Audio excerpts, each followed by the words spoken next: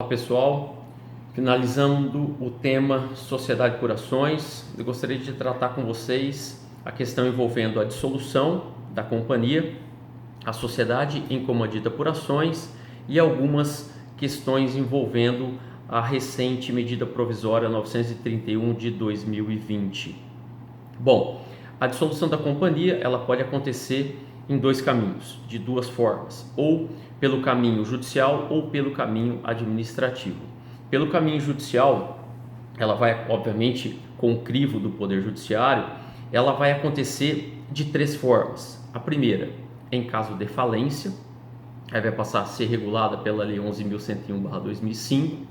A segunda, quando acontecer a irrealizabilidade do objeto social, ou seja, o objeto social não tem mais a possibilidade de ser realizado, né, de ser produzido ou de ser prestado. E terceiro, quando ocorre uma ação de anulação do ato constitutivo proposta por qualquer acionista. Em contrapartida, nós temos a dissolução pelo meio administrativo. E aí ela vai acontecer em quatro casos. Primeiro, fim da autorização para funcionar, no caso de sociedades estrangeiras. Segundo, fim do prazo de duração, quando ela for por prazo determinado. Terceiro, deliberação da Assembleia Geral, feita pela maioria dos acionistas com voto, e quando existir a questão da unipessoalidade incidente, estabelecida lá no artigo 206, inciso 1º, a linha D da 6.404 de 76, que estabelece que a sociedade anônima ela pode ficar com apenas um acionista pelo prazo máximo de 1 ano. Agora entendam, essa situação da unipessoalidade incidente nada tem a ver com a questão da unipessoalidade estabelecida lá no artigo 251, que trata da sociedade subsidiária integral.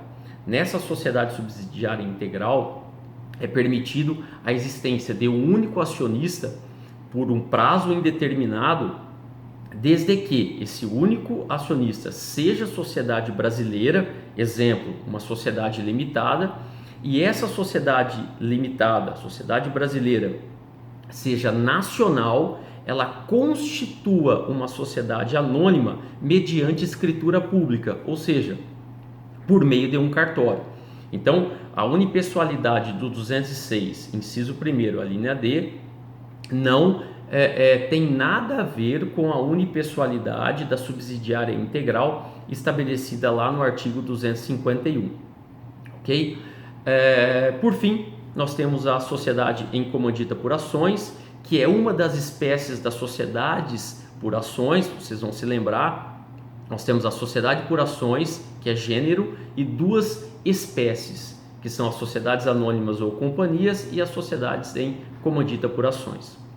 Sociedade em comandita por ações, ela está regulamentada, está estipulada lá no artigo 1090 do Código Civil e no artigo 280 da 6.404 de 76. Tem o mesmo regramento da sociedade anônima ou da companhia, só que ela possui algumas restrições. Nós podemos destacar: não tem conselho de administração, não pode emitir partes beneficiárias, não pode emitir bônus ou lista de subscrição. Os membros da administração só podem ser compostos por acionistas, e esses acionistas têm responsabilidade ilimitada e subsidiária, e o nome empresarial pode ser formado ou por uma firma social ou por uma denominação social.